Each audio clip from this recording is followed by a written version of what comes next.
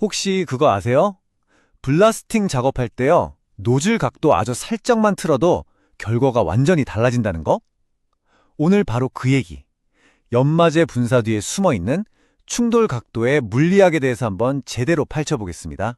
자, 블라스팅 작업의 효율하고 비용, 이 두 가지를 좌우하는 딱 한 가지의 변수를 고르려면 전 단연코 충돌 각도라고 말할 거예요. 아니, 대체 이 작은 각도 차이가 뭐길래 그렇게까지 중요할까요? 지금부터 그 이유를 알아볼게요. 자, 이 두 그림 한번 보시죠. 와, 차이가 정말 확 보이죠? 왼쪽, 그러니까 45도처럼 각도가 낮을 때는 연마제 입자가 표면을 그냥 스치면서 튕겨나가요.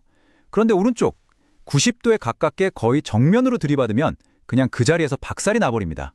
바로 이 차이, 여기서 모든 게 시작되는 거죠. 좋습니다. 그럼 방금 본 이 현상 뒤에는 과연 어떤 물리학이 숨어 있을까요?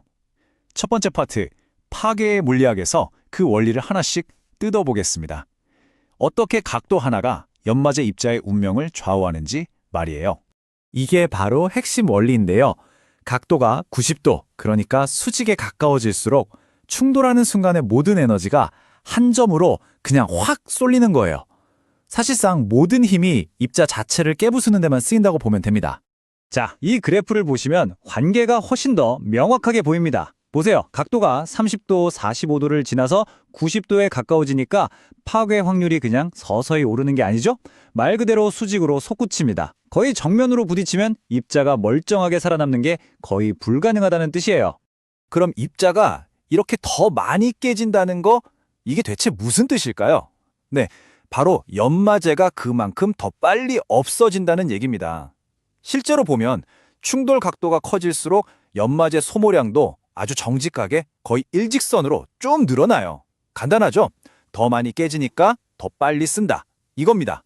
여기서 정말 재미있는 개념이 하나 나오는데요. 바로 임계 속도라는 겁니다.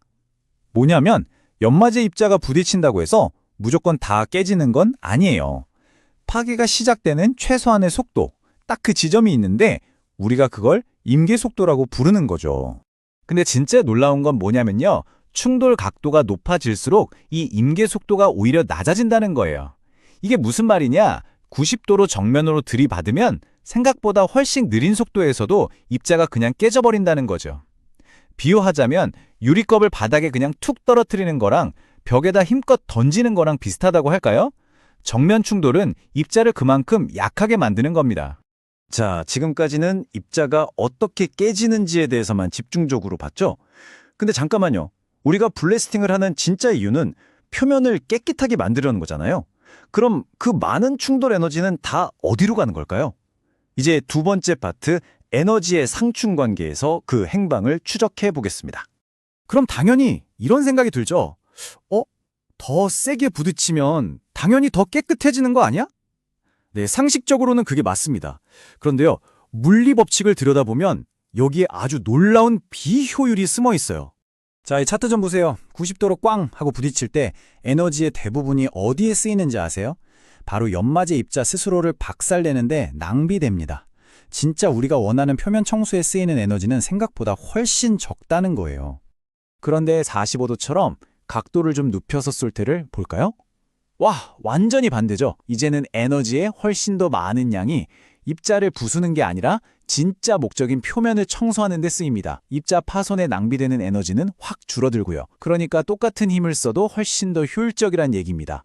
특히 구리 슬래그처럼 좀 약한 연마제를 쓸 때는 이게 더 심해져요.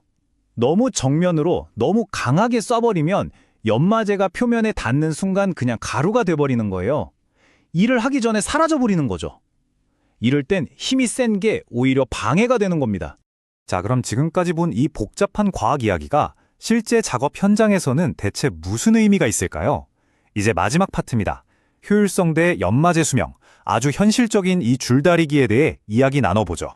이 표 하나면 딱 정리가 됩니다. 자, 왼쪽, 각도가 낮을 때 표면은 매끈하게 나오고 연마제도 아낄 수 있지만 속도가 좀 느려요. 반대로 오른쪽, 각도가 높을 때 작업 속도는 엄청 빠른데 표면은 거칠어지고 연마제는 그냥 쏟아붓는 수준입니다. 그렇죠?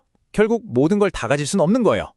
정리하자면 높은 각도로 작업할 때의 장단점은 아주 뚜렷해요.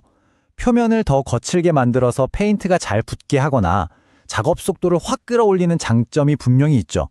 하지만 그 대가는 연마제를 말 그대로 태워버리는 거고, 그건 곧바로 내 주머니에서 나가는 돈, 운영 비용이 늘어난다는 단점으로 이어지는 겁니다. 바로 이 지점에서 그냥 기계적으로 하던 작업이 진짜 똑똑하게 하는 최적화로 바뀌는 겁니다. 지금까지 우리가 알아본 이 물리 법칙을 제대로 이해하는 것, 이게 바로 상황에 맞는 최선의 결정을 내리는 열쇠가 되는 거죠. 결국 모든 블라스팅 작업은 이 세 가지를 놓고 끊임없이 저울질하는 것과 같아요. 한쪽에는 내가 원하는 표면 품질과 정해진 작업 시간이 있고, 다른 한쪽에는 만만치 않은 연마제 비용이 있는 거죠. 작업자는 항상 이 세 가지 사이에서 가장 현명한 지점, 그 최적의 균형점을 찾아내야만 합니다. 그래서 여러분께 마지막으로 이 질문을 드리고 싶습니다. 최고의 성명을 위해서 비용은 좀 감수하시겠어요? 아니면 비용을 아끼기 위해서 성능과는 어느 정도 타협하시겠어요? 물론 정답은 없습니다. 작업마다 다르겠죠. 하지만 중요한 건 이제 여러분은 이 물리적인 원리를, 이 상충 관계를 이해했다는 겁니다. 자, 여러분의 다음 블라스팅 작업, 과연 어떻게 최적화하시겠습니까?